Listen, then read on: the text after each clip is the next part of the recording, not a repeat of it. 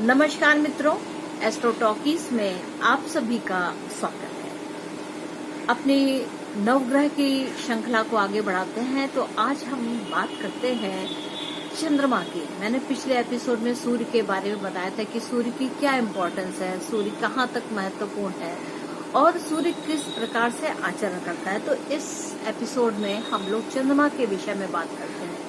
चंद्रमा का जो संबंध है वह मन से है, आपकी मन मस्तिष्क है, आपके सुख से है। क्योंकि जब दिन का यानी कि सूर्य का जो पूरा दिन है वह हम पूरे दिन में देखते हैं, सूर्य के प्रभाव को देखते हैं, तो उसमें कभी हमें गर्मी होती है, कभी कुछ होता है, तो मतलब सूर्य का एक प्रभाव रहता है, तेज रहता है। अब इस जीवन चक्र को कायम रखने के लिए चंद्रमा भी उतना ही महत्वपूर्ण है जितना कि सूर्य होता है। तो चंद्रमा जो है वह मन को शीतलता प्रदान करता है, मन को आराम देता है, मन मस्तिष्क के अंदर एक नई चेतना जागृत होती है और अगले दिन के लिए हम अपने मन को नरिश करके आगे बढ़ते हैं। तो इस प्रकार यह चंद्रमा की स्थिति होती है। और अगर हम देखें तो चंद्रमा को अगर हम अपने नेचुरल ज़ोडियाक को देखते हैं तो चंद्रमा जो है चौथे भाव को रखता है, यानी कि कर्क राशि में इसका अपनी स्वयं की राशि होती है और यहाँ पर यह विशेष प्रभाव रखता है। अब चूंकि जो भाव है इसका वह चौथा भाव है, तो चौथे भाव का जो संबंध है वह माता से है, भूमि भवन वाहन से है। वाहन का भी यहाँ पर संबंध आता है क्योंकि जो मन की गति है वह बहुत ही तेज चलती है और इतनी तेज चलती है कि वह हमें स्वप्न लोक को लेकर के जाती है और हम उसमें विचरण करते हैं। तो मन की गति, आप इस क्षण बैठे हैं और आपने इस क्षण पे कोई विचार लिया और वो विचार कहाँ तक गया, ये सोचने की बात है कि मन जो है वह चंद्रमा जिसको प्रदर्शित करता है, जिसको बताता है, तो मन कितनी गति से चलता है। अब क्या बात है कि जैसे कर्क राशि है, तो कर्क राशि अपने आप में एक सुख की राशि है, माता की राशि हुई। तो जब हम चंद्रमा को देखते हैं तो उससे माता के सुख को देखते हैं, व्यक्ति के स्वयं के सुख को देखते हैं और उसकी हंसी और खुशी को देखा जाता है। तो यह सुख के लिए चंद्रमा की अवस्था, यानी कि अगर मन खुश है तो सब कुछ खुश है, सब कुछ सुखी है। तो इस तरीके से चंद्रमा होता है। अब क्या है कि चंद्रमा उच्च कहाँ पर है, तो देखिए जो चंद्रमा जो है वह जब वृषभ राशि में होता है तो अत्यंत खुश होता है, अत्यंत सुखी होता है। अब जो नेचुरल ज़ोडियाक देखते हैं तो वृषभ राशि जो है वह हमारी गाड़ियों से संबंध रखती है, भोजन से संबंध रखती है, हमारे बैंक बैलेंस से संबंध रखती है। तो इस तरीके से और वाणी कि हम अगर सुखी होते हैं, खुश होते हैं तो वैसे ही वाणी बोलते हैं। ये एक चंद्रमा की बहुत ही अद्भुत बात है। तो चंद्रमा का जो नेचुरल काम है ना, नरिशमेंट करना, तो किसी भी प्रकार का भोज्य पदार्थ जो सुख देता हो वह चंद्रमा के अंतर्गत आता है, यानी कि नरिशमेंट करता है। जैसे अगर हम देखें तो चंद्रमा के जो प्रतीक हैं भोजन के मामले में, तो क्या है, जैसे चावल है, दूध है, खीर है। और अगर हम दिन की बात करें तो विशेष करके जो सोमवार का दिन है, यानी कि शिव से संबंध रखने वाला जो दिन है, वह चंद्र के अंतर्गत आता है। तो इस प्रकार चंद्रमा की स्थिति रहती है।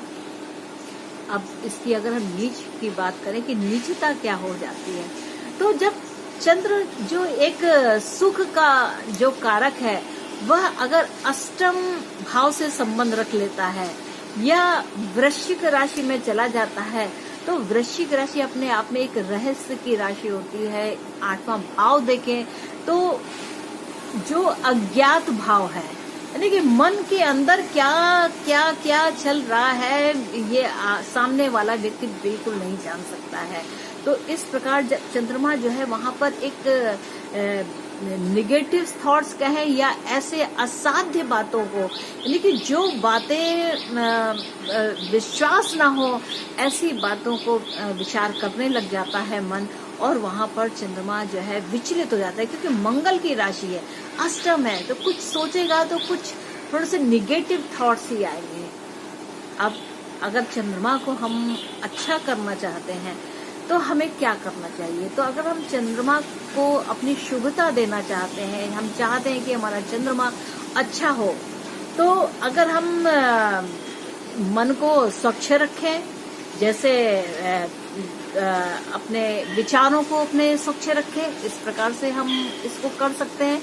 और साथ ही साथ क्या है, अगर हम कोई उपाय सोचना चाहते हैं तो जैसे पूर्णमासी के दिन है, यानी कि शुक्ल पक्ष का जो पूर्णमास है, जिस दिन चंद्रमा अपनी पूर्ण अवस्था में होता है, उस अवस्था के दिन या उस दिन हम लोग दूध की खीर बना सकते हैं, मंदिर में दान कर सकते हैं, छोटे छोटे बालक और बालिकाओं को दूध की वह खीर खिला सकते हैं। तो इससे भी हमारा चंद्रमा मजबूत होता है। और साथ ही क्या है कि अगर देखें तो क्या है, जब ये शुक्ल पक्ष और कृष्ण पक्ष चलता है तो क्या है, कृष्ण पक्ष में षष्ठी तक की जो तिथि है, उस तिथि में चंद्रमा मजबूत रहता है, चंद्रमा के प्रभाव अच्छे मिलते हैं।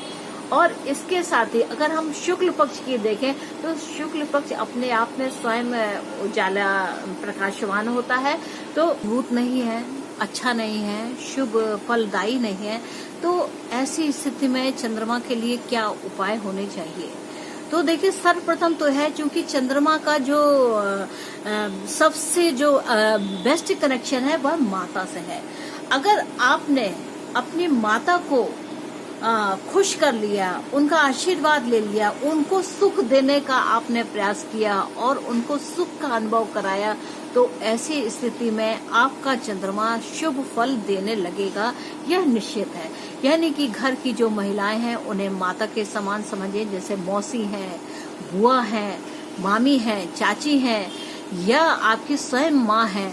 तो जो माता के समान जो भी आपके रिश्ते हैं, उन रिश्तों को महत्व दीजिए, उनका आशीर्वाद लीजिए, तो निश्चित रूप से जो चंद्रमा का जो अशुभ फल मिल रहा होता है वह समाप्त होता है और वह चंद्रमा जो है शुभ फल देना होता है। ये देखिए, बिल्कुल एक नैतिक उपाय है जिसे आप घर में आसानी से कर सकते हैं।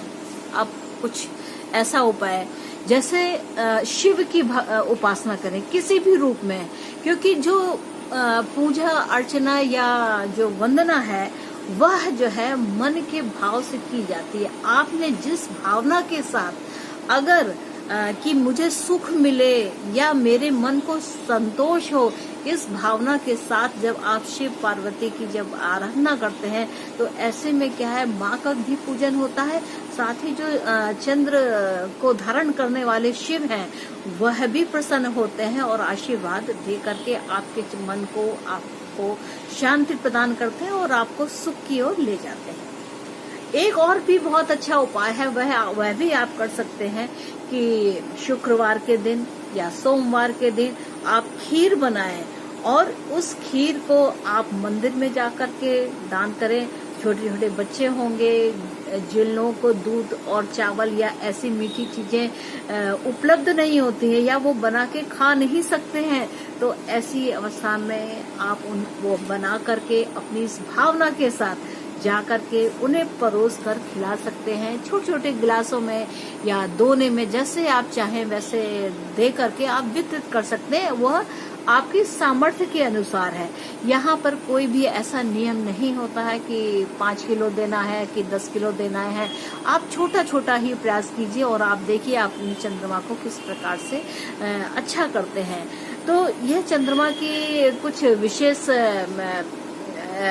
तरीके हैं जिनसे मन को भी खुशी प्राप्त होती है। अगर आप ये छोटे छोटे से जो दैनिक जीवन में, नैतिक जीवन में आप बहुत ही आसानी से कर सकते हैं, इन उपायों को आप करेंगे तो आपको निश्चित तौर से बहुत अच्छे लाभ मिलेंगे। ये बड़े छोटे छोटे से उपाय हैं। और देखिए, जो चंद्रमा का जो विशेष दिन है वह सोमवार है। और अगर भगवान की बात है तो देखिए, इनके जो मुख्य आराध्य देव हैं वह शिव हैं। तो शिव से संबंधित किसी भी प्रकार से आप जैसे करना चाहें वैसे, बस उसके अंदर भावना होनी चाहिए।